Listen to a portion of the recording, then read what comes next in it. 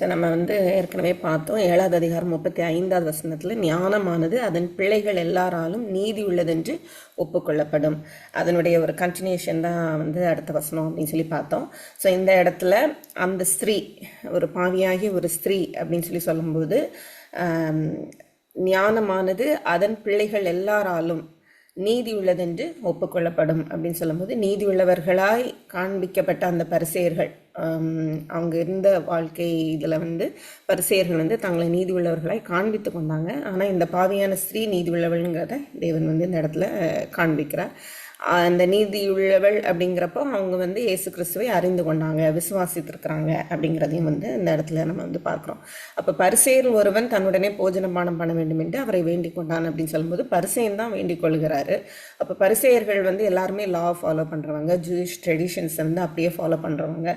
அப்படிங்கிறப்போ அவர் ஏன் இந்த விஷயத்தில் குறைந்து போனார்? ஒரு உள்ள இன்வைட் பண்ணும்போது தண்ணீர் கொடுக்கறது, கால்களை கழுவுறதற்கு, அப்புறம் முத்தம் செய்வதுங்கிறது வெல்கம், அவங்கள ஹானர் பண்ணுறது, ஒரு கெஸ்ட் உள்ளே வரும்போது அவங்கள இன்வைட் பண்ணுகிற ஒரு விதம் தான் அது. அதே போல் இந்த காரியங்களெல்லாம் அவர் செய்திருக்கணும். அப்போ ஏன் அவர் செய்யலை அப்படின்னு சொல்லி பார்க்கும்போது ஒரு சிலர் எப்படி அதுக்கு விளக்கம் கொடுக்குறாங்கன்னா, அந்த பரிசேயன் ஒரு நல்ல எண்ணத்தில் அழைத்திருக்க மாட்டார் அப்படின்னு சொல்லி, அதே போல் இயேசு கிறிஸ்துவை இன்னும் தனக்கு இன்ஃபீரியராக அவர் பார்க்குறாரு, தேவனை போல் அவர் பார்க்கல. அதனால தான் அவர் ஜஸ்ட் இன்வைட் பண்ணி என்ன நடக்குதுங்கிறத பார்க்கலாம், அவர் என்ன பேசுகிறாருங்கிறத பார்க்கலாம் அப்படிங்கிறது தான் அவரோட தாட்டாக இருந்திருக்கலாம். அதனால தான் அவர் இதெல்லாம் பண்ணலை. மற்றபடி பரிசேயர்கள் ரூல்ஸ் ஃபாலோ பண்ணுறவங்க. அப்போ வீட்டுக்கு ஒரு ரபியை அவங்க அழைக்கிறாங்க அப்படின்னு சொன்னால் இதெல்லாம் அவங்க இயற்கையாகவே செய்யக்கூடிய காரியங்கள். அதனால் அவர் செய்திருக்க மாட்டார் அப்படிங்கிற மாதிரி சொல்கிறாங்க. அது கொஞ்சம் எனக்கு ஏற்படையப்பட்டது. இப்போ பரிசேயரில் அவர் உள்ளே அழைக்கும் போது அவங்களுடைய அந்த காலத்து முறை எப்படி இருந்தது அப்படின்னு சொன்னால், பந்தி இருக்கிறது அப்படிங்கிறது ஒரு யார் வேணாலும் அந்த பந்தியில் கலந்து கொள்ளலாம் அப்படிங்கிறதில்ல. அந்த இடத்து பக்கத்தில் நின்று கொள்ளலாம். இவங்க மீதி போடுற இடத்தை எடுத்து சாப்பிட்றதுக்கு ஒரு சிலர் இருப்பாங்க, ஒரு சிலர் கதை கேட்குறதுக்குன்னு சொல்லி நிற்பாங்க. அப்படி ஒரு கூட்டம் அங்கே இருக்கும் பந்தி இருக்கிற இடத்த சுற்றி. ஏன்னா எனக்கு என்ன இருந்தது அப்படின்னா, ஏன் பாவியான ஸ்திரீ வரும் வரைக்கும் அவருக்கு தெரியலையா அப்படின்னு சொல்லி. அப்போது இந்த ஸ்திரீ ஒரு அந்த பரிமள தைலத்தை ஒரு பரணியில் எடுத்துகிட்டு வரும்போது மேபி அங்கே நிறைய பேர் பணிவிடை செய்து கொண்டு இருந்திருக்கலாம். அப்போது இந்த லேடி வரும்போது இவங்களும் ஒரு பணிவிடைக்காரின்னு சொல்லி அவங்க யோசிச்சிருந்துருக்கலாம். ஆனால் இவங்க அந்த இடத்துல ஒரு சீன் ஒன்று க்ரியேட் ஆகும்போது தான் அந்த பரிசேயன் இந்த லேடி யாருங்கிறத நோட் பண்ணுறாங்க அப்படிங்கிறதையும் நம்ம பார்க்குறோம். அதே போல் அவங்க உட்கார்ந்துருக்கிற விதம் ஒரு லோ டேபிள் மாதிரி இப்போ இதுதான் தரேன்னா இதிலிருந்து இவ்வளோ தூரத்துக்கு ஒரு டேபிள் மாதிரி அதில் தான் சாப்பிட்றாங்க. அப்போ அவங்க கால்களை மடக்கி பின்னாடி வைத்து சரிந்திருந்து அந்த மாதிரி தான் அவங்க சாப்பிட்றாங்க. இப்போ நம்மெல்லாம் பார்க்குறோம்ல, குஷன் கீழே போட்டு உட்காந்துருப்பாங்கல்ல அரபிமார்கள். அப்போ அந்த மாதிரி அவங்க சாப்பிட்ற டைமில் தான் இந்த லேடி வராங்க. பரணியில் பரிமள தைலம் கொண்டு அவருடைய பாதங்களில் அருகே பின்னாக நின்று அழுது கொண்டுன்னு சொல்லும்போது இவங்கெல்லாம் இப்படி உட்காந்து சாப்பிட்டு இருக்காங்க. பின்னாடி இருந்து அவங்க வராங்க. கால்களை கண்ணீரினால் நனைத்து தன் தலைமயிரினால் துடைத்து அவருடைய பாதங்களை முத்தம் செய்து பரிமள தைலத்தை பூசினான். இப்போ நம்ம நிறைய பிரசங்கங்களை கேட்டிருப்போம். அந்த பரிமள தைலம் அப்படிங்கிறது வெளியேற பெற்றது. அது இஸ்ரேலே கிடைக்கிறது, வெளியிலேருந்து அவங்க வாங்கி வைத்திருக்கிறது. இப்போ இவங்க பாவி அப்படின்னு கொடுத்துருக்குது. ஒரு சிலர் வேசி இல்லை விபச்சார ஸ்ரீ அப்படிங்கிற மாதிரியும் கூட சொல்கிறாங்க. ஒரு சிலர் இது மகதலேனா மரியாள் இருக்கக்கூடும், இல்லை பெத்தானியாவில் உள்ள மரியாளாக இருக்கக்கூடும் அப்படின்னு. ஆனால் வேதாரிஞர்கள் என்ன சொல்கிறாங்கன்னா, இது ஒரு தனியான, இது ஒரு வேறு ஸ்திரீ. அந்த காலத்தில் நிறைய பேர்கள் மரியாள் அப்படிங்கிற பேர் இருந்ததுனால இவங்களை அவங்க கூடலாம் ரிலேட் பண்ணுறாங்க. மற்றபடி இது ஒரு தனி இன்சிடெண்ட் அப்படிங்கிற மாதிரி சொல்கிறாங்க. அவரை அழைத்த பரிசேயன் இப்போ இவங்க பண்ணுறதை பார்த்துட்டு பாவியான ஸ்திரீல அப்படின்னு சொல்லி யோசிக்கும்போது அந்த இடத்துல சீமோன் தன்னை நீதி உள்ளவராய் நினைத்து கொள்ளுகிறார்ல பரிசேயன், அதை தான் அந்த இடத்துல அவர் ஒரு உவமையாக சொல்லி காண்பிக்கிறார். அப்போ 2 பேரும் கடன் பட்டிருக்கிறாங்க. ஒருத்தர் 500 வெள்ளிக்காசு, ஒருத்தர் 50 வெள்ளிக்காசுன்னு சொல்லும்போது இங்கே 500 வெள்ளிக்காசு ஒருத்தருக்கும் 50 வெள்ளிக்காசு ஒருத்தரையும் குறிக்கிறது. ஒருத்தர் சீமோனையும் ஒன்று பாவியாகி அந்த ஸ்திரீயையும் குறித்து தான் தேவன் இந்த இடத்துல சொல்லுகிறார். அப்போ கொடுக்க அவர்களுக்கு நிர்வாகம் இல்லாத போது இருவருக்கும் கடனை மன்னித்து விட்டால் இப்படி இருக்க அவர்களில் எவன் அவனிடத்தில் அதிக அன்பாயிருப்பான். அப்போ சீமோன் சொல்கிறாரு, எவனுக்கு அதிகமாய் மன்னித்து விட்டானோ அவனே அதிக அன்பாக இருப்பான். இப்போ இந்த இடத்துல 500 வெள்ளிக்காசு அப்படிங்கிறது வந்து அந்த பாவியான ஸ்திரீயையும் 50 வெள்ளிக்காசு வந்து இந்த சீமோனையும் வந்து குறிக்கிறது. ஏன்னா அவரை பொறுத்த வரைக்கும் அவர் வந்து கரெக்டாக இருக்கிறார். ஸோ அவருக்கு வந்து மன்னிப்பு தேவைங்கிறதே அந்த உணர்வு இல்லை இங்கே. ஆனால் அந்த ஸ்திரீ வந்து அவங்க முழுவதுமாய் தன்னுடைய நிலையை வந்து அவங்க புரிந்து கொண்டு வந்து நிற்கிறாங்க. அப்படிங்கிறப்போ அவங்களுக்கு மன்னிக்கப்படும் போது தான் அந்த கிருபையை வந்து அவங்க புரிந்து கொள்ளுவாங்க. அப்படிங்கிறது தான் இந்த இடத்துல இயேசு கிறிஸ்து எடுத்து காட்டுகிறாரு. அதை சீமோன் வாயினாலேருந்து கேட்கும்போது சீமோனுக்கே வந்து ஒரு உணர்த்துதலை கொண்டு வருகிறார் இயேசு கிறிஸ்து. அப்போ ஸ்ரீனிடமாய் திரும்பி சீமோனை நோக்கி, இந்த ஸ்திரீயை பார்க்கிறாயே, நான் உன் வீட்டில் பிரவேசித்தேன், என் கால்களுக்கு தண்ணீர் தரவில்லை, இவ்வளோ கண்ணீரினால் என் கால்களை நினைத்து தன் தலைமயிரினால் அவைகளை துடைத்தார். அந்த காலத்து ஸ்திரீகள் வந்து யூத ஸ்திரீகள் வந்து தலையை வந்து நல்லா நம்ம இப்போ கொண்ட போடுறோம்ல அந்த மாதிரி வச்சு அவங்க வந்து கவர் பண்ணியிருப்பாங்க. ஸோ அவங்க அதை வந்து எடுக்கிறாங்க அப்படின்னு சொன்னால் அவங்க ரொம்ப தாழ்த்தப்பட்டவர்கள் இல்லை வந்து வேசிகள் விபச்சாரிகள் அந்த மாதிரி இருக்கிறவங்க தான் வந்து அதை கலத்துவாங்க. மற்றபடி ஒரு நல்ல ஸ்திரீயாக இருக்கிறவங்க வந்து அதை எப்போவுமே கெட்டி வைத்து அதில் வந்து கவர் பண்ணி வைத்திருப்பாங்க. அப்போது அவள் வந்து தன்னை குறித்தே கூட வந்து ஃபீல் பண்ணல. சொசைட்டி அவளை எப்படி பார்க்கும் அதெல்லாம் வந்து நினைக்கவே இல்லை. கர்த்தருக்காக வந்து தன்னை வந்து யார் எப்படி நினைத்தாலும் பரவாயில்ல அப்படின்னு சொல்லி தாழ்மையை வந்து அந்த இடத்துல காண்பிக்கிறது தான் நம்ம பார்க்குறோம். அப்போ ஒரு ஸ்லேவ், ஒரு அடிமை வந்து எஜமான் வெளியிலேருந்து வரும்போது அவங்களுக்கு கால்களை கழுவி ஒரு சின்ன டவல் மாதிரி ஒரு கிளாத் வச்சு துடைக்கிற காரியத்தை இந்த ஸ்ரீ வந்து கண்ணீர்னாலும் தலைமயிரினாலும் அவங்க வந்து செய்கிறாங்க. அப்படிங்கிறப்போ அவங்களுடைய ஹியூமிலிட்டி, தாழ்மையை வந்து காண்பிக்கிறது. இப்போ நீ என்னை முத்தம் செய்யவில்லை அப்படின்னு சொல்லும்போது உள்ளே இன்வைட் பண்ணும்போது ஒரு கிஸ் பண்ணுறதை வந்து அவர் வந்து சொல்கிறார். இவ்வளோ நான் உட்பிரவேசித்தது முதல் என் பாதங்களை ஓயாமல் முத்தம் செய்தாள் அப்படின்னு சொல்லும்போது அந்த இன்சிடெண்ட் நடக்கிற டைமில் அவங்க அழுது கண்டினியூஸாக அவங்க வந்து கிஸ் பண்ணுற மாதிரி நம்ம வந்து பார்க்கணும். நீ என் தலையில் எண்ணெய் பூசவில்லை. எண்ணெய் பூசுறது என்ன அப்படின்னா, உள்ளே வரும்போது அவங்க நடந்து எவ்வளோ தூரம் வந்து வந்திருக்கலாம். அந்த ஒலிவ எண்ணெயை வந்து கொடுக்கும்போது ஒரு குளிர்ச்சியை வந்து அவங்களுக்கு கொடுக்கும். அதனால் உள்ளே வரவங்களுக்கு கொஞ்சம் எண்ணெய் கொடுப்பாங்க தலையில் வைக்கிறதுக்கு. அப்போது நீ வந்து அதை கொடுக்கல. இவ்வளோ என் பாதங்களை பரிமள தைலம் பூசினாள். ஒலிவ எண்ணெயை விட இந்த பரிமள தைலம் அப்படிங்கிறது வந்து ரொம்ப காஸ்ட்லி. அதுவும் இந்த அம்மா வைத்திருந்தது வந்து 300 வெள்ளிக்காசு மதிப்புடையது இருக்கும். அந்த காலத்தில் அந்த ஜார் வந்து சின்னதாக இருக்குமா. அந்த ஜாரை வந்து உடைத்து தான் அதில் இருக்கிற பரிமள தைலத்தை வந்து யூஸ் பண்ண முடியும். அப்போ அவங்க வந்து 300 வெள்ளிக்காசு அப்படின்னு சொல்லும்போது ஒரு வருஷத்திற்குரிய பணம் சம்பாத்தியம் அதை தான் வந்து அது குறிக்குது. அப்போ அந்த ஒரு வருஷத்துக்குரிய சம்பாத்தியம் அப்படின்னு சொல்லும்போது தனக்கு இருந்த எல்லாத்தையும் அவங்க வந்து கொடுக்குறாங்க அப்படிங்கிறத இந்த இடத்துல நம்ம வந்து பார்க்குறோம். அப்போ பரிமள தைலத்தை வந்து பூசினாள். அதெல்லாம் நான் உனக்கு சொல்லுகிறேன், இவள் செய்த அநேக பாவங்கள் மன்னிக்கப்பட்டது. என்ன பாவங்கள் அப்படின்னு சொல்லி இங்கே வந்து குறிப்பிடப்படலை. இவள் மிகவும் அன்பு கூர்ந்தாளே. அப்போ அன்பு அப்படிங்கிறது வந்து இப்போ இவங்க இதெல்லாம் செய்ததுனால பின்னாடி வந்து இயேசு கிறிஸ்து சொல்கிறாரு, உன் விசுவாசம் உன்னை ரட்சித்தது, சமாதானத்தோட போ அப்படின்னு சொல்கிறாரு. அதே போல் உன் பாவங்கள் மன்னிக்கப்பட்டது அப்படின்னு சொல்கிறார். அப்போ இந்த காரியங்கள்லாம் செய்ததுனால இயேசு கிறிஸ்து பாவங்களை மன்னித்தாரா அப்படின்னு கேட்டால் இல்லை. அவங்களுக்குள்ளே இருந்த விசுவாசம் அப்படிங்கிறது தேவன் நம்மை மன்னிப்பாருங்கிறத தாண்டி விசுவாசம் எதை காண்பிக்கிறது அப்படின்னா, என்னால் ஒன்றும் பண்ண முடியாது, நான் தேவனுக்கு முன்பாக வந்து நிற்கிறதற்கு தகுதி இல்லை அப்படிங்கிறத புரிந்து கொள்ளுகிறவங்க தான் தேவனிடத்தில் போய் நிற்க முடியும். அதுதான் விசுவாசம். அந்த எனக்கு வந்து தேவன் முன்பாக நிற்பதற்கு எந்த தகுதியும் இல்லைங்கிற ஒரு உணர்வு வரும்போது தான் நம்மளை வந்து சப்மிட் பண்ணுவோம். நம்மளுக்கு அந்த தாழ்மை அப்படிங்கிறதே வந்து வருகிறது. அப்போ அவங்க அவ்வளவாய் அழுது கண்ணீரினால் நினைக்கிறாங்க அப்படின்னு சொன்னால் அவங்க எவ்வளோ தூரம் வந்து தங்களை வெறுமையாக அவங்க உணர்ந்திருப்பாங்க கர்த்தர் முன்பாக அப்படிங்கிறது தான் அந்த இன்சிடென்ட் வந்து காண்பிக்கிறது. அப்போது நீ செய்த அநேக பாவங்கள் மன்னிக்கப்பட்டது, இவள் மிகவும் அன்பு கூர்ந்தாளேன்னு சொல்லும்போது அந்த ஆல்ரெடி அவங்களுடைய இருதயத்தில் தேவனுடைய அன்பு நிறையப்பட்டதுனால தான் அவங்க வந்து இருதயத்தை அவங்க அந்த இடத்துல ஊற்றுகிறத நம்ம வந்து பார்க்குறோம். அப்போது கர்த்தர் வந்து என்ன சொல்கிறாருன்னா, உன் பாவங்கள் உனக்கு மன்னிக்கப்பட்டது அப்படின்னு சொல்லி சொல்கிறார்.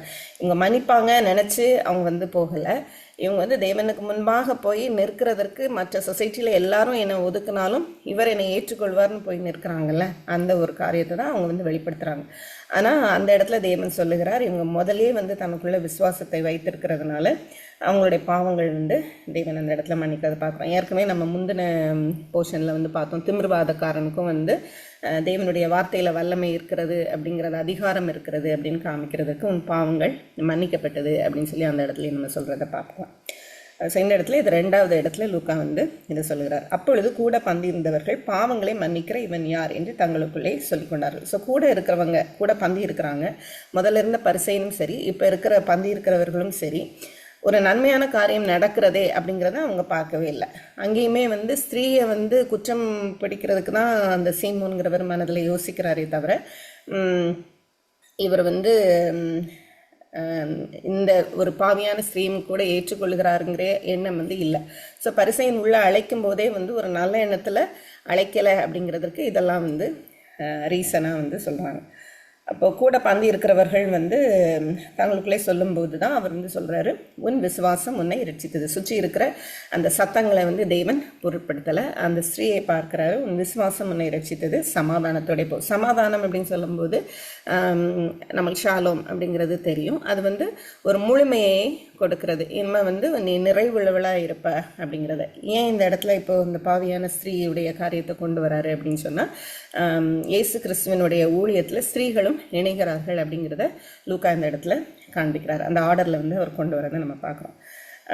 அப்போ இந்த பரிசேயன் வந்து உள்ள அழைக்கும்போது தான் நீதி உள்ளவன் அப்படிங்கிற மாதிரியும், இந்த ரபியை வந்து என்னதான் அவர் அழைத்திருந்தாலும் அவருக்குள்ள ரபி மேலே, அதாவது இயேசு கிறிஸ்து மேலே ஒரு பெரிய அவர் தேவன் அப்படிங்கிற ஒரு அக்செப்டன்ஸ் இல்லை அப்படிங்கிறதையும் நம்ம ஒரு சில காரியங்கள் மூலமாக இங்கே பார்த்தோம்.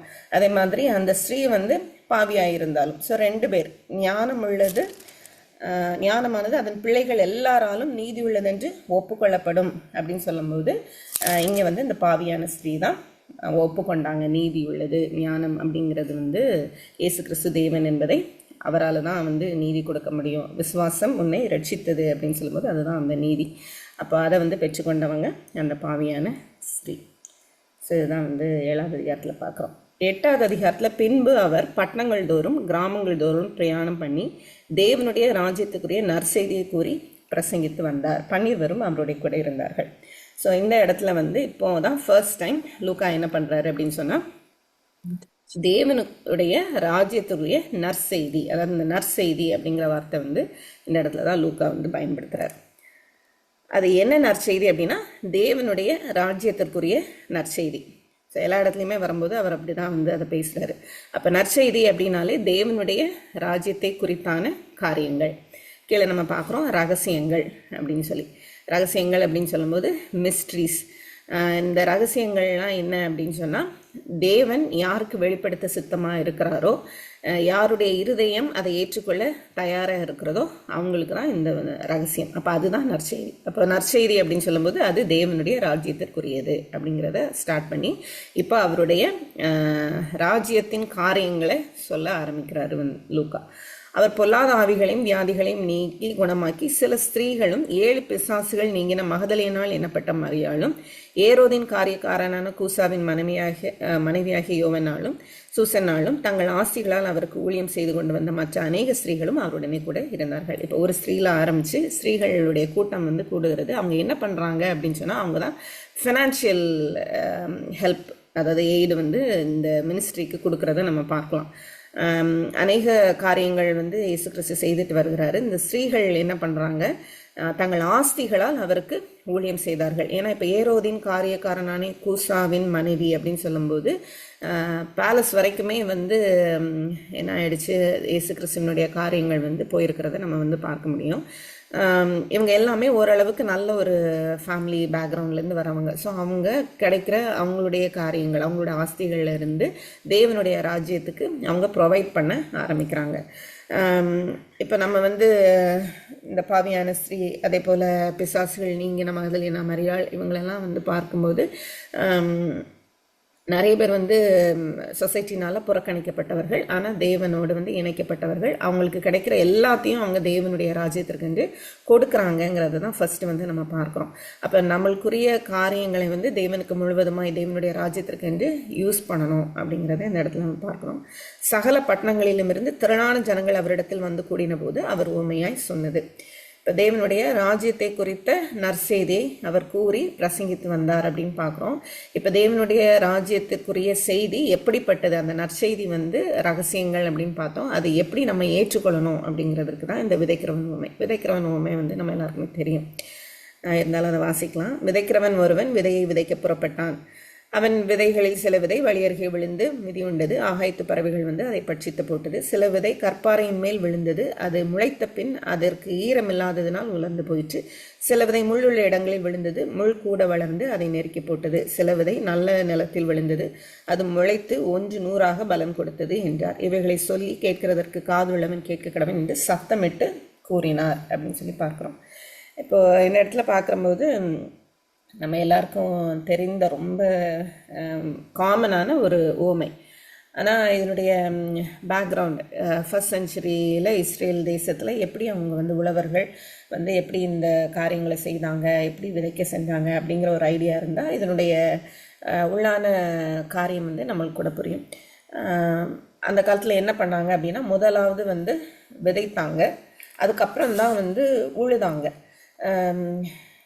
எப்படி இருக்குமா அப்படின்னு சொன்னால், முதல்ல அந்த சீசன் வர்றதுக்கு முன்னாடி ஆஃப் சீசன் டைமில் வந்து முழுவதுமாக ரொம்ப சாயில் வந்து ரொம்ப கடினமாக கல் மாதிரி ஆயிருமா, அதை வந்து உடைக்கவே முடியாது, அந்த மாதிரி ஆயிரும். அதில் நிறைய பேர் வந்து நடந்து போக ஆரம்பிச்சிருவாங்க. சாதாரண ஒரு வயல் வெளியாக யூஸ் பண்ண வேண்டியது அந்த சீசன் இல்லாத டைமில் வெயில்னால வந்து ரொம்ப கடினமான ஒரு பாறை போல் அது ஆயிரும், ஒன்றுமே பண்ண முடியாது. அப்போ மழைக்காக வந்து வெயிட் பண்ணுறாங்க. மழை வந்ததுக்கப்புறம் வந்து இந்த சாயில் ஒரு களிமண் மாதிரி தான். அப்போ கொஞ்சம் லூஸ் விட ஆரம்பிக்கும் போது அதில் வந்து விதைக்கிறதுக்கு செல்கிறாங்க. அப்போ கைகள்னால தூவுறது தான் நம்ம அது தெரியும் நம்மளுக்கு. அப்போ அப்படி தூவும்போது இப்படி நிறைய இடங்களில் விழுது அப்படின்னு சொல்லும்போது ஒரே ஏரியா தான். இப்போ ஒரு ஸ்கொயர் பிளாட் மாதிரி நம்ம வந்து யோசித்துக்குவோமே, அதுதான் வந்து அக்ரிகல்ச்சரல் லேண்ட் அப்படின்னு சொன்னால் அதுக்குள்ளேயே தான் வந்து இந்த 4மே இருக்கிறது. சரியா?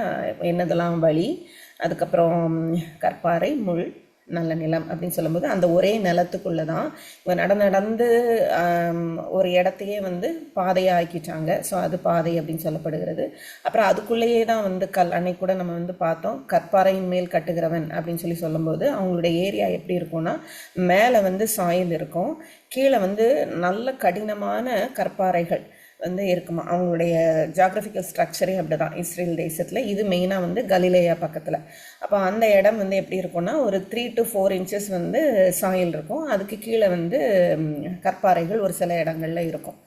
அந்த மாதிரி கற்பாறை சொல்லப்படுகிறது. அப்புறம் முள் அப்படின்னு சொல்லும்போது அதுவும் அதே லேண்டுக்குள்ளே தான். அதே லேண்டுக்குள்ளே வந்து முள் அப்படிங்கிறப்போ நம்ம நினைக்கிற மாதிரி சின்ன சின்ன முள் கிடையாது. மில்க் திசில் அப்படின்னு வந்து ஒரு வகை சொல்கிறாங்க. அதே போல் சிரியன் திசில் அப்படின்னு சொல்லி ஒரு வகை சொல்லப்படுகிறது. இது வந்து நம்ம காட்டு முள்னு நம்ம சொல்லுவோம்ல, நம்ம ஊர்லலாம் காக்கா முள் அப்படிலாம் வந்து சொல்லுவாங்க. ரொம்ப இவ்வளோ நீளத்துக்கு வந்து முற்கள் இருக்கும், பெரிய பெரிய மரமாக வளரும், 6 அடி அந்த போல் வந்து இது மரங்களாய் வளர்கிற ஒரு முள்.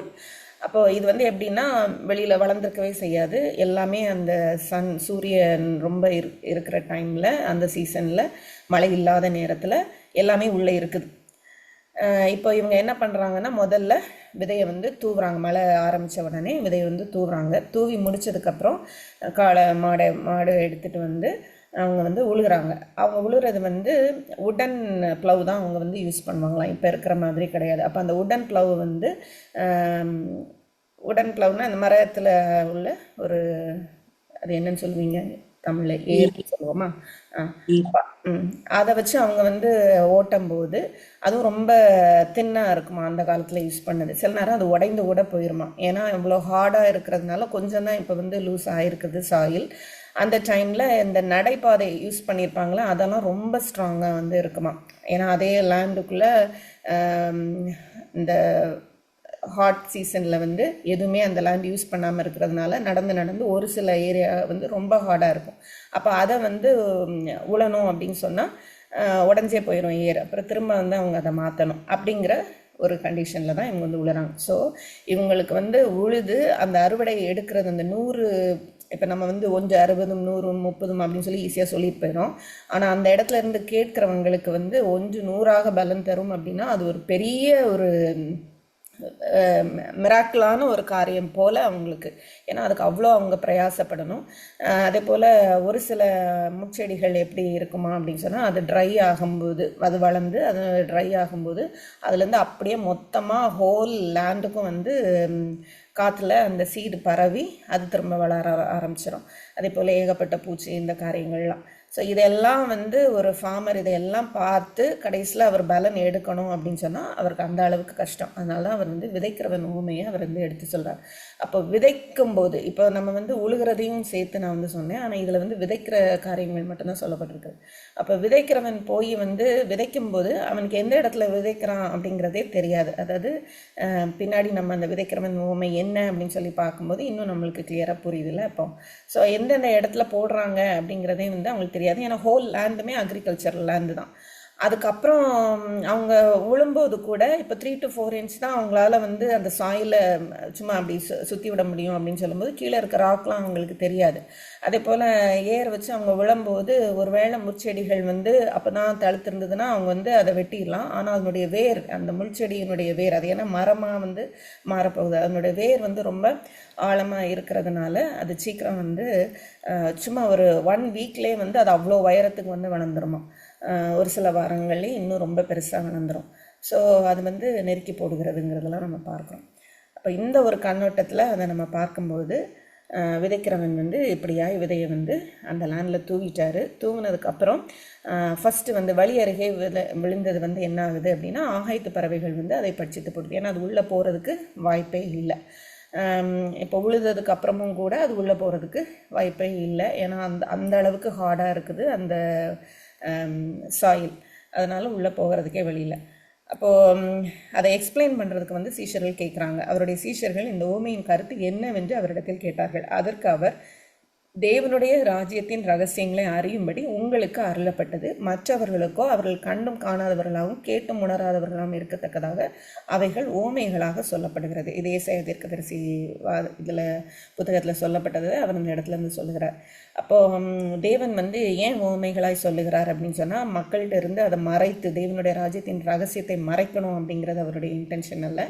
தேவனுடைய ராஜ்யத்தின் ரகசியங்கள் வந்து யார் தேடுகிறாங்களோ அவங்களுக்கு வந்து கொண்டு சேர்க்கப்படும்படியாக அவர் அதை பாதுகாக்கிறார். அப்போ அதுவுமே ஒரு கிருபை. ஊமைகள் புரிய வேண்டும் அப்படிங்கிறதே வந்து தேவனுடைய கிருபையினால் அவருடைய பிள்ளைகளுக்கு அது வழங்கப்படுகிறது. அப்போ மற்றவர்கள் வந்து அதை கண்டும் காணாதவர்களாக இருக்கிறாங்க. திரளான கூட்டம் வருகிறாங்க, சத்தமிட்டு சொல்லுகிறார் அப்படின்னு சொல்லி பார்க்குறோம். அப்போ வந்து எல்லாருமே அதை கேட்டு உணர்வடையலாம். ஆனால் ஒரு சிலர் அதை கதையாக கேட்டுட்டு போயிடுறாங்க. ஸோ கண்டும் காணாதவர்கள் அப்படியே இருக்கும்படியாக அப்படின்னு சொல்லி பார்க்கும்போது அது அவங்களுடைய நிலையை குறித்து இயேசு கிறிஸ்து இந்த இடத்துல வந்து சொல்லுகிறார். உணராதவர்களாக இருக்கத்தக்கதாக அவைகள் ஊமைகளாக சொல்லப்படுகிறது அப்படின்னு சொல்லும்போது நம்ம அதை எப்படி எடுக்கணும் அப்படின்னா, ஊமைகளாக சொல்லப்பட்டு இருக்கிறது, அவங்க கண்டும் காணாதவர்களாக போயிடுறாங்க. ஏன்னா அவங்களுடைய இருதயம் வந்து கடினப்பட்டு இருக்கிறது. அவங்க அதை பற்றி ஒரு பொருட்டாவே யோசிக்கல, ஒரு கதையாக அவங்க கேட்டுட்டு போயிறாங்க. யார் போய் அவரிடத்துல கேட்குறாங்களோ இந்த ஊமை என்ன, இப்போ நம்ம கூட வேதத்தில் வார்த்தைகளை வாசிக்கும் போது இது என்ன அப்படின்னு போய் அவரிடத்துல கேட்குறோமோ அவங்களுக்கு பதில் உண்டு.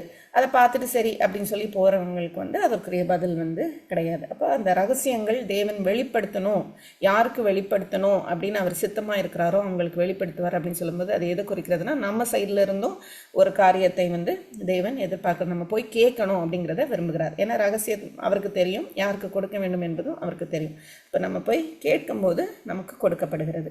அப்போ ரகசியங்களை அறியும்படி உங்களுக்கு அருளப்பட்டது. ஸோ இதை வந்து சீக்ரெட் அப்படின்னு சொல்லுவேன், மிஸ்ட்ரீஸ் அப்படிங்கிறப்போ ஏதோ ரகசியம் ஒருத்தருக்கும் தெரியாமல் சொல்கிறது அப்படிங்கிறது இல்லை. தேவன் யாருக்கு தன்னுடைய சத்தியத்தை வெளிப்படுத்த சித்தமாக இருக்கிறாரோ அதை வந்து அவர் வெளிப்படுத்துவார். அதை பெற்றுக்கொள்ள வேண்டியது நம்ம. ஸோ அதுதான் ரகசியம். இந்த ரகசியம் வந்து நோட் பண்ணிக்கோங்க. ஏன்னா இது நிறைய புதிய ஏற்பாட்டில் வந்து நிறைய இடங்களில் ரகசியங்கள்னு வரும்போது நம்ம அதை பெருசாக ஏதோ ஒன்று தேவன் அப்படி வச்சிருக்கிறார் அப்படிங்கிறதுல எல்லாம் தேவனுடைய வார்த்தையை குறித்து தான் வந்து சொல்லப்பட்டு இருக்கிறது. இந்த ஓமையின் கருத்தாவது விதை தேவனுடைய வசனம், இது நமக்கு தெரியும். வழி அருகே விதைக்கப்பட்டவர்கள் வசனத்தை கேட்கிறவர்களாய் இருக்கிறார்கள். அவர்கள் விசுவாசித்து ரட்சிக்கப்படாதபடிக்கு பிசாசானவன் வந்து வசனத்தை அவர்கள் இருதயத்திலிருந்து எடுத்து போடுகிறான். ஸோ இதில் நம்ம பார்க்கலாம், வசனத்தை கேட்குறாங்க. விதைக்கப்பட்டவர்கள் வந்து வழி அருகே விதைக்கப்பட்டவர்களினுடைய நிலை எப்படின்னா அவங்க கேட்குறாங்க. ஸோ எல்லாருமே வசனத்தை கேட்குறாங்க தான். ஆனால் இவங்க வந்து விசுவாசித்து ரட்சிக்கப்படாதபடிக்கு பிசாசானவன் வந்து வசனத்தை அவர்கள் இருதயத்திலிருந்து எடுத்து போடுகிறான். ஸோ வசனத்தை கேட்கிறவர்களுக்கு கூட இருதயத்தில் வசனம் இருக்கிறது, ஆனால் அது ஒன்றுத்துக்கும் பிரயோஜனம் இல்லாதபடி இருக்கிறது அப்படின்னு பார்க்கலாம். அடுத்து கற்பறை நிலத்தில் வந்து கேட்கும்போது சந்தோஷத்துடனே ஏற்றுக்கொள்கிறான் அப்படின்னு பார்க்குறோம். இதுதான் டிஃப்ரென்ஸ். அவங்க கேட்குறாங்க, அவங்க இருதயத்தில் இருக்குது, ஆனால் அந்த இருதயம் ஏற்றுக்கொள்ளவில்லை. அப்போது அவங்களுடைய ஹார்ட் வந்து ஹார்டாக இருக்குது அப்படின்னு சொல்லி நம்ம பார்க்குறோம். கற்பாறை நிலத்தில் விழுகிறவங்க வந்து கேட்குறாங்க, ஏற்றுக்கொள்ளுகிறாங்க, வசனத்தை அவங்க சந்தோஷமாக ஏற்றுக்கொள்ளுகிறாங்க. ஆனாலும் அதுதான் வந்து நம்ம அந்த 3 to 4 inch சாயில் வரைக்கும் வந்து உள்ளே போய் அது வளர ஆரம்பிக்குது. அதுக்கப்புறம் ஸ்ட்ராங் கற்பாறை வந்து இருக்குது, அதனால் வளர முடியாது. அப்போது ஆயினும் தங்களுக்குள்ளே வேர் கொள்ளாதபடினால், ஏன்னா அந்த வேர் வந்து அதுக்கு மேலே போக முடியாது, கொஞ்ச காலம் மாத்திரம் விசுவாசித்து சோதனை காலத்தில் பின்வாங்கி போகிறார்கள். அப்போ வசனத்தை சந்தோஷமாக ஏற்றுக்கொள்ளுகிற எல்லாரும் விசுவாசிகளா அப்படின்னு சொல்லி பார்த்தா இந்த இடத்துல இல்லை. வசனத்தை ஏற்றுக்கொள்கிறது மாத்திரம் இல்லை, அதில் நிலைத்திருக்கணுங்கிறது தான் தேவன் சொல்லுவார். அப்புறம் முள்ளுள்ள இடங்களில் விதைக்கப்பட்டவர்கள் வசனத்தை கேட்கிறவர்களாக இருக்கிறார்கள். கேட்ட உடனே போய் பிரபஞ்சத்திற்குரிய கவலைகளினாலும் ஐஸ்வர்யத்தினாலும் சிற்றின்பங்களினாலும் நெருக்கப்பட்டு பலம் கொடாது இருக்கிறார்கள். அப்போ இந்த இடத்துல நம்ம பார்க்கணும், பலம் கொடுக்க வேண்டும் அப்படிங்கிறத பார்க்கணும். பின்வாங்கி போகக்கூடாது, விசுவாசி வந்து பின்வாங்கி போகக்கூடாது, பலம் கொடுக்கிறவர்களாக இருக்கணும். அப்புறம் வசனத்தை சந்தோஷத்தோடு ஏற்றுக்கொள்ளுகிறதுல நிற்கக்கூடாது. அதுக்கப்புறம் வந்து நெருக்கப்படும் போதும் கூட நம்ம பலம் கொடுக்கவர்களாக இருக்கணுங்கிறத நம்ம பார்க்குறோம். அப்போ வசனத்தை கேட்கிறவர்களாக இருக்கிறார்கள், இவங்க ஏற்றுக்கொண்டார்கள்ங்கிறது வந்து இதில் கொடுக்கப்படல. கேட்ட உடனே போய் பிரபஞ்சத்திற்குரிய கவலைகளினாலும் ஐஸ்வர்யத்தினாலும் சிற்றின்பங்களினாலும் நெருக்கப்படுகிறார்கள்.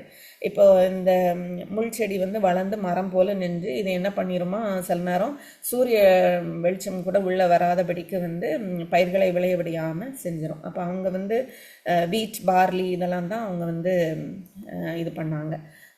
ஸோ பலம் கொடாமல் போகிறதற்கு காரணம் என்ன அப்படின்னா, இந்த பிரபஞ்சத்தின் காரியங்கள் எல்லாம் வந்து நம்மளை நெருக்கிறது மாத்திரம் இல்லை, நம்மை சூழ்ந்து கொள்கிறது. நம்மளுக்கு வேண்டிய எதுவுமே வந்து உள்ளே வர்றதில்லை. அதனால் அந்த இருதயம் வந்து ஏற்றுக்கொள்கிற பக்குவத்தில் இல்லை. அடுத்து நல்ல நிலத்தில் விதைக்கப்பட்டவர்கள், அதே லேண்டு தான், ஆனால் அதில் ஒரு போர்ஷன் எப்படி இருக்குது அப்படின்னு சொன்னால், சீடு உள்ளே போகுது, உண்மையும் நன்மையுமான இருதயத்தில் காத்து பொறுமையுடனே பலன் கொடுக்கிறவர்களா. லூக்கால தான் இவ்வளோ டீட்டெயில்ஸ் வந்து இருக்குது. உண்மையும் நன்மையுமான இருதயம் அப்படின்னு சொல்லும்போது, உண்மை அப்படிங்கிறப்ப என்னென்னா எந்த ஒரு ஹிடன் எதுவுமே கிடையாது, அப்படியே தேவனுடைய வசனத்தை வந்து ஏற்றுக்கொள்ளுகிறாங்க. அதில் வந்து சந்தேகங்கள் அப்படிங்கிறப்போ நம்ம அறிந்து கொள்வதற்காக தேவனிடத்தில் நம்ம போய் கேட்டு தெரிந்து கொள்ளலாம். ஆனால் தேவனை குறித்தான ஒரு தேவனை விட்டு விலகுவதற்கு ஏதுவான சந்தேகங்கள் வந்து வராது, அப்படியே தேவனுடைய வார்த்தையை ஏற்றுக்கொள்கிறது. நன்மையான இருதயத்தில் அப்படின்னு சொல்லி சொல்லும்போது அகெயின் அது ஒரு ஃபர்டைல் ஒரு லேண்டாக இருந்தது அப்படின்னு சொன்னால், ஒரு இருதயமாக இருந்தது அப்படின்னா தான் அது வந்து பலம் கொடுக்க முடியும். அப்போ நன்மையான இருதயம் அப்படின்னு சொல்லும்போது குட் ஹார்ட் அப்படிங்கிறப்போ அது வந்து க்ளீனாக இருக்குது, எந்த ஒரு வீடு களைகளும் எதுவுமே இல்லாமல் அது வந்து அவ்வளோ பியூராக வந்து இருக்கிறத நம்ம பார்க்கணும். அப்போ இருதயத்தில் காத்து பொறுமையுடனே அப்படின்னு சொல்லும்போது அந்த சீடு வந்து வளர்கிறதுக்கு அவ்வளோ தனக்கு கிடைக்கிற எல்லாத்தையும் அதை ஏற்றுக்கொள்ளுது. சூரியனாக இருந்தாலும் சரி, தண்ணியாக இருந்தாலும் சரி, இந்த ஃபார்மர் என்னென்ன பண்ணுறாரோ அதையெல்லாம் வந்து அந்த சீடு வந்து ஏற்றுக்கொள்ளுகிற ஒரு நிலையில் இருக்குது. அப்போ காத்து அப்படின்னா இங்கிலீஷில் ஹோல்ட் ஃபாஸ்ட் டு அப்படின்னு சொல்லி கொடுக்கப்பட்டிருக்குது. அப்போ என்ன நடந்தாலும் வந்து எல்லாவற்றையும் ஏற்றுக்கொள்ளுகிற ஒரு காரியத்தை குறித்து சொல்லப்பட்டிருக்கு. பொறுமையுடனே அப்படின்னு சொல்லும்போது நம்ம பார்த்தோம் ஏற்கனவே, பலன் கொடுக்கணும் அப்படின்னா அவங்க அவ்வளோ வெயிட் பண்ணணும், சும்மா உடனே வந்து கிடைக்காது. அப்போ பொறுமை அப்படின்னு சொல்லும்போது ஒரு பர்சிவரன்ஸ் வந்து குறிக்குது. வெளியில் என்ன காரியம் நடக்குதோ தெரியாது, விதை உள்ளுக்குள்ளே வந்து எல்லாத்தையும் ஏற்றுக்கொண்டு அது வந்து தன்னுடைய காரியத்தை செய்து கொண்டு தான் இருக்குது. அப்போது ஃபார்மர் என்ன பண்ணுறாருன்னு நம்மளுக்கு தெரியாது, தேவன் நம்மளுக்கு எப்படி என்ன காரியங்களை செய்கிறாரு அப்படின்னு தெரியாத சூழ்நிலையாக இருந்தாலும் நம்ம செய்ய வேண்டியதை நம்ம செய்து கொண்டே இருப்போம் அப்படின்னு சொன்னால், தேவனுடைய வார்த்தைகளை ஏற்று தேவனுடைய ராஜ்யத்துக்குரிய காரியங்களை அறிந்து கொண்டு நம்ம செய்துட்டு இருந்தோம் அப்படின்னு சொன்னால் நம்ம பலன் கொடுப்போம்.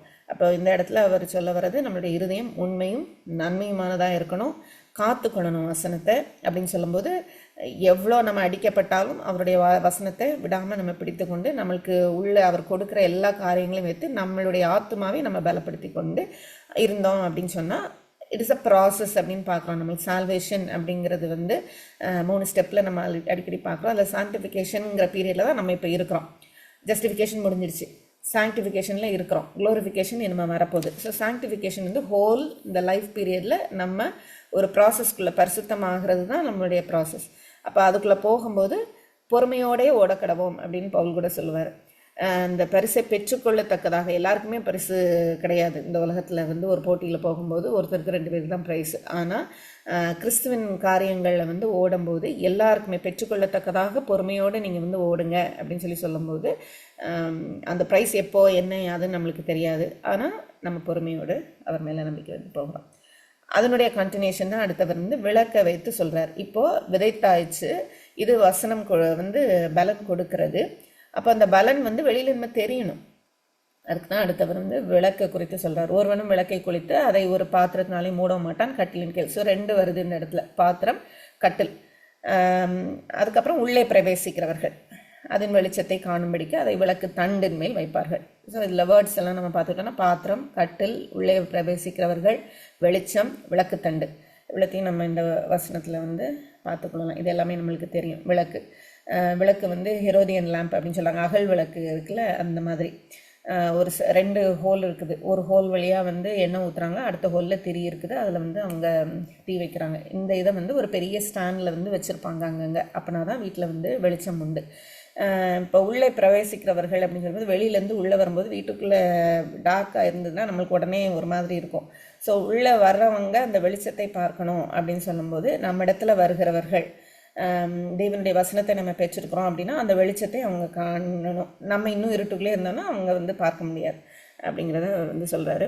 ஒரு பாத்திரத்தினாலே மூடவும் மாட்டோம், கட்டிலின் கீழ் வைக்கவும் மாட்டோம். பாத்திரம் அப்படிங்கிறது வந்து அவங்க டெய்லி யூஸ்க்கு அவங்க யூஸ் பண்ணுறது, இந்த கிரெயின்ஸ் போட்டு வைக்கிறது, அப்படி இல்லைன்னா தண்ணி எடுக்கிறதுக்கு, அந்த மாதிரி ஒரு சின்ன ஒரு ஜாடி, அது வந்து களிமண்ணால் செய்யப்பட்ட ஒரு பாத்திரம். அந்த பாத்திரத்தினால நீங்கள் மூடி வைக்க மாட்டீங்க அப்படின்னு சொல்லும்போது இயேசு கிறிஸ்து எது நம்மளுக்கு கற்றுக் கொடுக்குறாரு அப்படின்னா, வீட்டு காரியங்கள் இல்லை என்னுடைய அன்றாட வேலைகள் இதை வந்து நான் செய்து கொண்டே இருக்கிறதுனால என்னுடைய வெளிச்சத்தை வந்து நான் மூடி வைக்க கூடும். நான் கற்றுக்கொண்ட காரியங்கள், உபதேசங்கள், விதை தானே, விதை வந்து விதைக்கப்பட்டிருக்கிறது, வசனம். அந்த வசனம் விதைக்கப்பட்டிருக்கிறது, எனக்குள்ளேருந்து வெளிச்சம் வருகிறது. ஆனால் அதை வந்து நான் மற்ற காரியங்களில் ரொம்ப பிஸியாக இருந்துட்டு இருக்கிறேன் அப்படின்னு சொன்னால் இந்த வெளிச்சம் வந்து வெளியில் தெரியாது. ஸோ அதுதான் வந்து பாத்திரம். கட்டில் அப்படின்னு சொல்லும்போது கம்ஃபர்ட். ஸோ பாத்திரம்ங்கிறது வந்து பிஸினஸ், நம்ம வாழ்க்கையில் ரொம்ப பிஸியாக நம்ம இருக்கிறோம்ல, அதை குறிக்கிறது. கட்டில் அப்படின்னு சொல்லும்போது அவங்களுடைய கட்டில் வந்து தரையிலேருந்து ரொம்ப ஒரு லோவான ஒரு இதில் வந்து அவங்களுக்கு இருக்குது. அதுக்கு அடியில் நம்ம வைக்கும்போது வெளிச்சம் தெரியாது ஒன்று, இன்னொன்று அது ஆபத்தும் கூட. அப்படிங்கிறப்போ நம்ம வந்து கம்ஃபர்ட்டாக இருக்கிறோம், நம்மளுடைய உலக காரியங்கள் நம்மளுக்கு ஆசீர்வாதமாக இருக்குது, எல்லாம் நம்ம வந்து பிரச்சனை இல்லாமல் போயிட்டுருக்குறோம் அப்படின்னு கடவுளை வந்து ஒரு சைடில் நம்ம வச்சுருந்தோம் அப்படின்னு சொன்னால் அது நம்மளுடைய கம்ஃபர்ட்டை குறிக்கிறது. அப்போது பிஸியாக இருக்கிறதும் சரி, கம்ஃபர்ட்டாக இருக்கிறதும் சரி, உங்களுடைய வெளிச்சத்திற்கு அது ஒரு தடை. அப்போ இந்த இடத்துல தடையாக இருக்கிற 2 காரியங்களும் அவர் சொல்கிறார். அப்போ வெளிச்சத்தை உள்ளே வருகிறவர்கள், உங்ககிட்ட வருகிறவங்க காணணும் அப்படின்னு சொன்னால் உங்களோட கம்ஃபர்ட் அண்ட் பிஸினஸ் வந்து தடையாக இருக்கக்கூடாது, அதெல்லாம் தூர வைங்க அப்படிங்கிறத தான் அவர் வந்து சொல்கிறார். அப்போ விளக்கு தண்டின் மேல் வைப்பார்கள் அப்படிங்கிறப்போ அந்த விளக்கு சின்னதாக இருக்கிறதுனால தரையில் வச்சா கூட உங்களுக்கு அந்த ஹோல் ரூமுக்கு வந்து வராது, அதனால தான் மேலே உயர்த்தி வைக்கணும். அப்போ நம்ம வந்து விதைக்கப்பட்டிருக்கிறோம், வசனம் நமக்கு கிடைத்திருக்கிறது, நம்ம ஏறிக்கிறோம் அப்படின்னு சொன்னாலும் நம்ம இன்னும் அநேகருக்கு தெரியணும் அப்படின்னு சொன்னால் நம்ம இன்னும் அதிகமாக உயரமாக வைக்கப்படணுங்கிறப்ப இயேசு கிறிஸ்துவின் மேலே வந்து நம்ம அவரை அஸ்திபாரமாக கொண்டு நம்ம இருக்கும்போது நம்ம வந்து அநேகருக்கு வெளிச்சமாய் காணப்படுவோம் அப்படிங்கிறத வந்து இந்த இடத்துல நம்ம பார்க்குறோம்.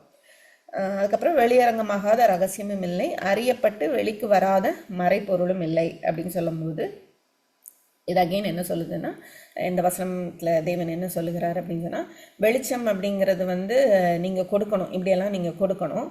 ஆனாலும் அவனுடைய இருதயம் வந்து எப்படிப்பட்டது அப்படிங்கிறது வந்து ஒரு நாள் வெளியில் வரும். பல நாள் திருடன் ஒரு நாள் அகப்படுவான்னு நம்ம சொல்லுவோம்ல, அந்த மாதிரி உங்களுடைய இருதயம் வந்து மேபி வந்து ஒரு இது என்னது வழியருகே இருக்கிற அந்த ஒரு கடினமான ஒரு இருதயமாக இருக்கலாம். அப்படி இல்லைன்னா கற்பாறையில் விதைக்கப்பட்ட அந்த கடினமான ஒரு இருதயமாக இருக்கலாம். ஆனால் இப்படிப்பட்ட இருதயமாக இருந்துட்டு வெளியில் வந்து நம்ம எப்படி இருக்கலாம், ஒரு நல்ல நிலம் போல் நம்ம நல்ல இருதயமாக நம்மளை வந்து காண்பித்து கொள்ளலாம். அதுதான் அவர் சொல்கிறார், வெளியரங்கமாகாத ரகசியமும் இல்லை அப்படின்னு சொல்லும்போது எல்லாமே ஒரு நாள் வெளியரங்கமாகும். அது நீங்கள் வந்து உண்மையாகவே நல்ல நிலமாக இருந்தீங்கன்னா அது வெளியே வரும். உண்மையாகவே நீங்கள் வந்து ஒரு மோசமான ஒரு நிலையில் இருந்துக்கிட்டும் வெளியில் நல்ல விதமாக காட்டிக்கொண்டு இருந்தீங்கன்னா அதுவும் ஒரு நாள் வந்து வெளியில் வரும். ஸோ வெளியரங்கமாகாத எந்த ரகசியமும் இல்லை, அறியப்பட்டு வெளிக்கு வராத மறைபொருளும் இல்லை. அந்த காலத்தில் வந்து இப்போ நம்மலாம் வந்து ஒரு ஃப்ரீ டைம் அப்படின்னு வீட்டில் இருக்கிறோம், இந்த வேலையெல்லாம் முடிச்சிட்டோம், வீட்டு வேலைகள்லாம் முடிச்சிட்டோம் அப்படின்னு இருக்கிறோம். அந்த காலத்தில் எப்படி இருந்தாங்கன்னு நம்மளுக்கு தெரியும். அவங்க வந்து ஒரு நிமிஷம் கூட ஃப்ரீயாக இருக்க முடியாது. லேடிஸாக இருந்தாலும் சரி, ஜென்ஸாக இருந்தாலும் சரி, தண்ணி எடுக்கணும், வீட்டு வேலைகள் செய்யணும், அதே மாதிரி துணி மணிகள்லாம் வந்து அவங்க நெய்து எடுக்கணும். ஸோ நெய்கிறதற்கான காரியங்கள் அவங்க என்னென்ன செய்யணும், இப்படி வந்து ஏகப்பட்ட காரியங்கள் அவங்க பண்ணிகிட்டு இருந்ததுனால எப்போவுமே அவங்க வெளியில் இருப்பாங்க. ஒருத்தருடைய பிஸ்னஸ் வந்து இன்னொருத்தருக்கு கண்டிப்பாக தெரியும். அதாவது ஒருத்தர் செய்கிற வேலை பக்கத்து வீட்டில் உள்ளவங்களுக்கு தெரியும். இப்படி எல்லாருமே வந்து இன்டர் கனெக்டடாக இருப்பாங்க. அதான் அறியப்பட்டு வெளிக்கு வராத மறைபொருளும் இல்லை. எப்படி அவங்களுடைய வாழ்க்கை அந்த காலத்தில் எல்லாருக்கும் வெளிப்படையாக வந்து யார் யார் என்ன செய்கிறாங்கன்னு தெரிந்ததோ, அறியப்பட்டு இருந்ததோ, அதே போல் உங்களுடைய இருதயமும் வந்து அறியப்பட்டு வெளிக்கு வரும். அது மறைபொருளாக இருக்காது அப்படிங்கிறது. அதுக்கப்புறம் இன்னொரு காரியம் என்ன அப்படின்னு சொன்னால், இப்போ ஏற்கனவே நம்ம ரகசியம் அப்படின்னா என்னன்னு பார்த்தோம்னா, தேவனுடைய ராஜ்யத்திற்குரிய நற்செய்தி, அதுதான் வந்து ரகசியம் அவருடைய பிள்ளைகளுக்கு அருளப்பட்டிருக்கிறது. அப்போ வெளியரங்கமாகாத ரகசியம் இல்லை அப்படின்னு சொல்லும்போது, தேவனுடைய பிள்ளைகள் ஒருவேளை அந்த வெளிச்சத்தை கொடுக்காம நல்ல நிலத்தில் விதைக்கப்பட்டு வெளிச்சம் இருந்தாலும் அதை வந்து நம்மளுடைய கம்ஃபர்ட்லேயும் பிசினஸ்குள்ளேயும் நம்ம இருந்துக்கிட்டு விளக்கு தண்டின் மேலே, அதாவது இயேசு கிறிஸ்துவின் மேலே நம்ம இல்லாமல் அங்கங்கே அப்பப்போ நம்ம போயிட்டு வந்துட்டு இருந்தாலும் கூட அவருடைய ரகசியம், தேவனுடைய ராஜ்யத்தின் ரகசியம் வந்து ஒரு நாளும் வந்து ரகசியமாய் இருக்காது. ஒரு நாள் வரும், கண்டிப்பாக அது வந்து வெளியரங்கமாகும். அதே போல் அது மறைபொருளாய் இருக்காது அப்படிங்கிறத பார்க்குறோம். ஆதலால் நீங்கள் கேட்கிற விதத்தை குறித்து கவனியுங்கள். ஸோ அவர் இப்போ கடைசியாக கன்க்ளூஷன் வராரு, உண்மைகளெல்லாம் கொடுத்து, ஆகையால் நீங்கள் கேட்கிற விதத்தை குறித்து கவனியுங்கள் அப்படின்னு. நீங்கள் கேட்கிற விதம் அப்படின்னு சொல்லும்போது ஜஸ்ட் வந்து காது கொடுத்து கேட்குறது இல்லை, நம்ம லிசன் பண்ணி அதுக்கு நம்ம செயல்படுத்துகிறது. லூக்கால இது வரைக்குமே நம்ம பார்க்கும்போது சரி, இயேசு கிறிஸ்து எங்கே சொல்லும் போதும் வந்து கேட்கிறதற்கு காதுள்ளவன் கேட்க கடவன் இதெல்லாம் வந்து சொல்லும்போது அவர் என்ன சொல்கிறாரு அப்படின்னா, செயல்படுங்க அப்படிங்கிறது தான் அந்த கிரேக்க வார்த்தையுடைய மீனிங். அப்போ நீங்கள் கேட்கிற விதத்தை குறித்து கவனிங்கள் அப்படின்னு சொல்லும்போது, நீங்கள் கேட்டு செயல்படுகிற விதத்தை நீங்கள் பாருங்கள், அதில் உங்கள் இருதயம் எப்படி இருக்குங்கிறத நீங்கள் பார்த்து கொள்ளலாம் அப்படிங்கிறத அவர் சொல்கிறார். உள்ளவனவனோ அவனுக்கு கொடுக்கப்படும், இல்லாதவனவனோ அவன் தனக்குண்டென்று நினைக்கிறதும் அவனிடத்திலிருந்து எடுத்துக்கொள்ளப்படும். இதில் ஒரு ஆசீர்வாதம் எச்சரிப்பும் இருக்குது. உள்ளவனவனோ அவனுக்கு கொடுக்கப்படும். இப்போ ஓமைகள் வந்து எங்களுக்கு புரியலைன்னு வந்து இயேசு கிறிஸ்துவின் இடத்துல சீஷர்கள் கேட்டாங்க.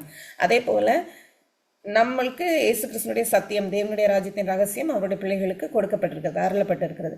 அப்போ அந்த ரகசியம் வந்து நமக்கு கொடுக்கப்பட்டிருக்குங்கிறது எவ்வளோ பெரிய கிருபை அப்படின்னு நம்ம அறிந்திருந்தோம்னா, ஒவ்வொரு தடவையும் நம்ம அவரிடத்துல போய் நம்ம நிற்போம். அப்போ உள்ளவன் எவனோ, அந்த உண்மையான நல்ல நிலத்தில் விதைக்கப்பட்ட விதை யாருடைய அந்த நல்ல இருதயமாக இருக்கிறதோ அவங்களுக்கு வந்து என்ன கொடுக்கப்படும்னா, இன்னும் தேவனுடைய குறித்தான காரியங்கள் வெளிப்படுத்தப்படும் அப்படின்னு சொல்லும்போது ஏதோ புது புது காரியங்கள் இல்லை, அவருடைய வார்த்தைகள். இதில் தேவன் நமக்கு கொடுத்திருக்கிற அவருடைய வார்த்தைகளே வந்து என்ன காரியத்தை சொல்ல வருகிறது, தேவன் என்னோட என்ன பேச வருகிறார் அப்படிங்கிறது வந்து வெளிப்படுத்தப்படும். இல்லாதவனவனோ அவன் தனக்கு உண்டென்று நினைக்கிறதும். இதில் நம்ம பார்க்கலாம், அந்த வார்த்தை அழகா தேவன் வந்து யூஸ் பண்ணியிருக்கிறார். எப்படின்னா, அவன் தனக்கு உண்டுன்னு நினைக்கிறான், ஆனால் தேவன் சொல்றாரு இல்லாதவன் அப்படின்னு சொல்லி. அப்போ தனக்கு உண்டு என்று நினைக்கிறவன் அப்படின்னு சொல்லும்போது, தேவனை குறித்தான காரியம் எனக்கு தெரியும். அங்கே பரிசேயர்கள் அப்படின்னு பார்க்குறோம். நம்ம காலத்தில் நம்மளாக கூட இருக்கலாம், நம்மளுக்கு தெரியும் அப்படின்னு சொல்லி நம்ம நினச்சிட்டு இருக்கலாம். ஆனால் தேவன் எப்படி பார்க்கிறார் அப்படின்னு சொன்னால், இல்லாதவன் அப்படின்னு சொல்லி. ஏன்னா நம்மளுடைய இருதயம் எப்படிப்பட்டதுங்கிறத அவர் அறிந்திருக்கிறார். அப்போ இல்லாதவன் எவனோ அவன் தனக்கு உண்டு என்று நினைக்கிறதும் அவனிடத்திலிருந்து எடுத்துக்கொள்ளப்படும். ஏன்னா அது நல்ல நிலம் இல்லை, நல்ல இருதயம் இல்லை. அப்போ அவனுக்கு வந்து விதைக்கப்பட்டது கண்டிப்பாக இல்லாமல், ஒரு பலனும் இல்லாமல் போயிடும். அப்போ இல்லாதவன் எவனோ அவன் தனக்கு உண்டு நினைக்கிறதும் அவனிடத்துலேருந்து எடுத்துக்கொள்ளப்படும். அதனால அது ஒரு எச்சரிப்பாக இருக்கிறது. முதல் உள்ளவன் எவனோ அவனுக்கு கொடுக்கப்படுங்கிறது ஒரு ஆசீர்வாதம். ரெண்டாவது உள்ள காரியம் வந்து நமக்கு ஒரு எச்சரிப்பின் செய்தி. அதனால நீங்கள் கேட்கிற விதத்தை குறித்து கவனியுங்கள் அப்படின்னு. இது நடந்துட்டு இருக்கும்போதே என்ன நடக்குது அப்படின்னா, அவருடைய தாயாரும் சகோதரரும் அவரிடத்தில் வந்தார்கள். ஜனக்கூட்டத்தினாலே அவர் அண்டையில் அவர்கள் சேரக்கூடாது இருந்தது அப்படின்னு சொல்லி பார்க்குறோம். அப்போது இந்த இடத்துல அகெயின் முடிக்கும் போது அவர் எப்படி கன்க்ளூஷனுக்கு வராரு அப்படின்னு சொன்னால், தேவனுடைய ராஜ்யம் எப்படிப்பட்டது, அது யாருடையது அப்படிங்கிறத அவர் சொல்கிறார். உம்முடைய தாயாரும் உம்முடைய சகோதரரும் உம்மை பார்க்க வேண்டும் என்று வெளியே நிற்கிறார்கள் என்று அவருக்கு அறிவித்தார்கள். அப்போ அவர் சொல்கிறாரு, தேவனுடைய வசனத்தை கேட்டு அதன்படி செய்கிறவர்கள். ஏன்னா நம்ம பார்த்தோம், கேட்கிற விதத்தை குறித்து கவனிங்கள் அப்படின்னு சொல்லும்போது, தேவனுடைய வசனத்தை கேட்டு அதன்படி செய்கிறவர்களே எனக்கு தாயும் எனக்கு சகோதரருமாய் இருக்கிறார்கள் அப்படின்னு சொல்லும்போது, தேவனுடைய ராஜ்யத்துக்குள்ளே வருகிறவர்கள். இயேசு கிறிஸ்து தேவன். அப்போ தேவன் வந்து இந்த உலகத்தில் அவர் பிறந்த அந்த தாயும் சகோதரரும் அல்ல, அவருடைய வார்த்தையை கேட்டு அதன்படி செய்கிறவர்கள். அப்போ அவருடைய டிக்னிட்டி இந்த இடத்துல தெரிகிறத நம்ம பார்க்குறோம். எப்படி அழகாக அந்த நேரத்தில் தாயும் சகோதரரும் வந்து இவர்கள் அல்ல, ஆனால் என்னுடைய வார்த்தையை கேட்டு என்னுடைய உபதேசத்திற்கு கீழ்ப்படுகிறவர்கள் தான் வந்து என்னுடைய ராஜ்யத்தில் இருப்பாங்க அப்படிங்கிறத தேவன் வந்து சொல்கிறார்.